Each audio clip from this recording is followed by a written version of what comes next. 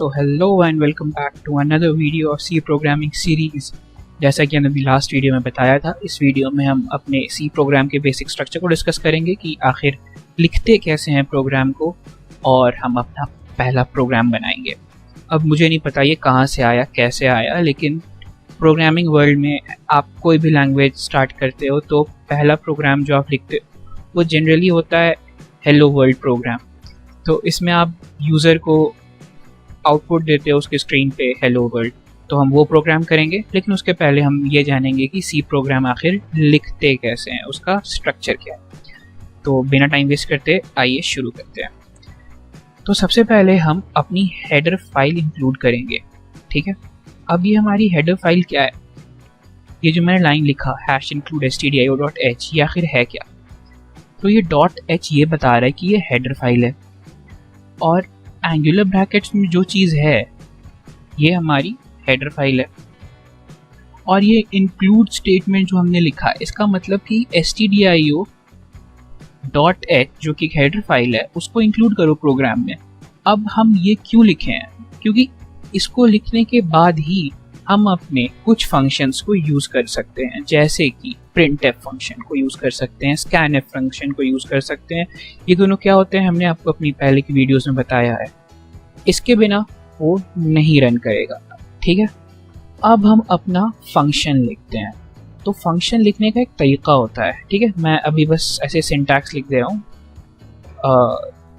उसका तरीका होता है फंक्शन नेम आर्ग्स मतलब आर्ग्यूमेंट, और उसका स्कोप। ये आपका फंक्शन का तरीका होता है, ठीक है। और यहाँ पे आप अपना कोड लिखते हैं, वो n लाइंस का हो सकता है, कितनी भी लाइंस का हो सकता है आप चाहें। तो हम जो फंक्शन यूज़ करते हैं, फर्स्ट फंक्शन जो हम यूज़ करते हैं stdio.h के बाद, वो होता है मेन फंक्शन। हम सब कुछ मेन फंक्शन में करते हैं। मेन जैसे नाम ही बताता है, सबसे ज़्यादा इंपॉर्टेंट फंक्शन होता है वो हमारा, ठीक है। तो चलिए मेन फंक्शन लिखते हैं, मेन, उसके बाद राउंड ब्रैकेट्स, और उसके बाद कर्ली ब्रैकेट्स। अब हम अपने मेन फंक्शन में एंटर कर गए हैं। तो अब क्योंकि हम अपने फंक्शन में एंटर कर गए हैं, तो अब हमारा नेक्स्ट काम क्या है, जैसे मैंने अभी बताया हमारा नेक्स्ट काम है कोड लिखना।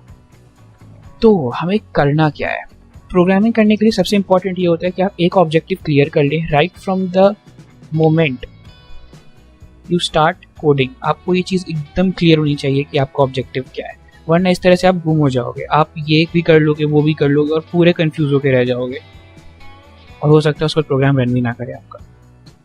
तो हमारा मेन ऑब्जेक्टिव है, हमें यूज़र को आउटपुट देना है हेलो वर्ल्ड। तो आउटपुट देने के लिए हमने एक फंक्शन डिस्कस किया था पिछली वीडियो में, मुझे याद नहीं आ रहा है क्या फंक्शन था। हाँ सही कहा आपने, printf फंक्शन था। बहुत बढ़िया, वेरी गुड। तो अब हम printf फंक्शन का यूज़ करते हैं और यूज़र को आउटपुट देते हैं। तो चलिए printf। अब मैं printf स्टेटमेंट तो लिख लिया, मेरा printf फंक्शन तो आ गया यहाँ पे।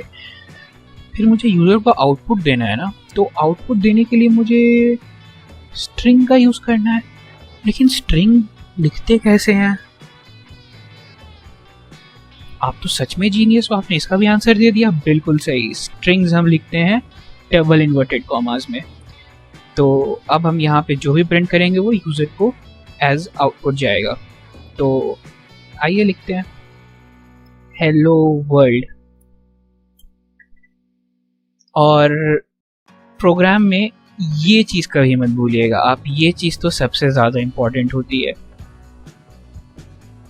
इसके बिना आपका प्रोग्राम रन नहीं करेगा। अब इसे हटा के एक मिनट देखते हैं कि रन करता है कि नहीं करता। ये देखिए, इसने एरर दे दिया, एक्सपेक्टेड सेमीकोलन बिफोर टोकन, मतलब इस टोकन इसके पहले आपका यहाँ पे एक ये ज़रूरी है, ठीक है। ये जो लाइन दिखी है ना यहाँ पे, ये जो कॉलम खुला, ये आपका एरर बताएगा कि इस लाइन नंबर पे इस कॉलम में ये मैसेज ये आपका एरर हुआ है, ठीक है। ये अच्छी चीज़ है, ये आपको बताता है कि प्रॉब्लम कहाँ पे आपके कोड में। खैर, अब हमने एक प्रॉब्लम तो सही कर दी है, हमने ये ऐड कर दिया। अब इसे रन करके देखते हैं। ओके, ये रन कर गया, गुड। ये देखिए हमारा आउटपुट आ गया, हेलो वर्ल्ड। हमारा आउटपुट आ चुका है और हमारा पहला सी प्रोग्राम इस तरह से होता है कंप्लीट। आइए एक बार क्विक हम इसे रिवाइज करते हैं क्या है। हमने सबसे पहले हैश इंक्लूड stdio.h लिखा, मतलब हमने अपनी हेडर फाइल इंक्लूड की। हेडर फाइल क्या होती है? हेडर फाइल वो फाइल है जिसकी मदद से हम अपने फंक्शन जैसे printf और scanf को यूज़ कर रहे हैं, ठीक है। और इंक्लूड वो स्टेटमेंट जिसकी मदद से हम उसे इंक्लूड कर रहे हैं अपने प्रोग्राम में। इंक्लूड करने का मतलब होता है शामिल करना या ऐड करना अपने प्रोग्राम में। आई होप आप समझ रहे हैं मैं क्या कहना चाह रहा हूँ।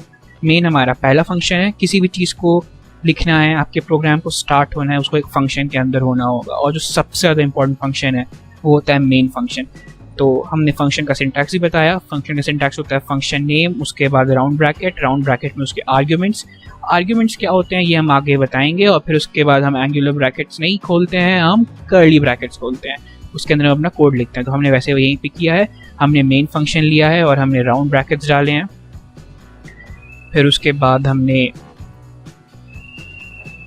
स्क्वायर ब्रैकेट्स भी नहीं यूज़ किए हैं। ये कौन से ब्रैकेट्स हैं? ये कर्ली ब्रैकेट्स हैं। Curly brackets, round brackets, angular brackets. बिल्कुल क्लियर रहिए आप ब्रैकेट्स को लेकर के।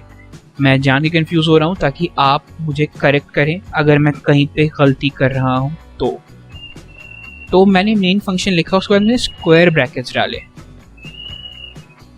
Thank you. ये राउंड ब्रैकेट्स हैं, बिल्कुल सही। फंक्शन नेम के बाद हमेशा राउंड ब्रैकेट्स आता है, उसके अंदर आता है आर्ग्यूमेंट। तो इस मेन फंक्शन में हमारा कोई आर्ग्यूमेंट नहीं है। उसके बाद हमने यहाँ पे कर्ली ब्रैकेट्स खोले और उसके हमने ना प्रिंट स्टेटमेंट लिखा, क्योंकि कर्ली ब्रैकेट्स के अंदर जो आपका आता है वो आपके प्रोग्राम का मेन कोड होता है।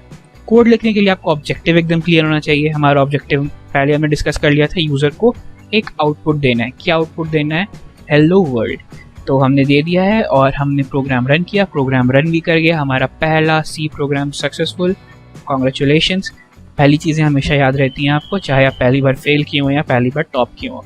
तो आई होप आपको पहला सी प्रोग्राम जो आपका हुआ आपको हमेशा याद रहेगा। Thank you for watching. और अगर कोई डाउट है या कोई प्रॉब्लम आ रही है तो आप अपने कोड को कमेंट कर सकते हैं इस वीडियो के नीचे और हमारी टीम बिल्कुल रिवर्ट बैक करेगी और आपके सारे क्वेरीज को सॉल्व किया जाएगा। Thank you for watching the video.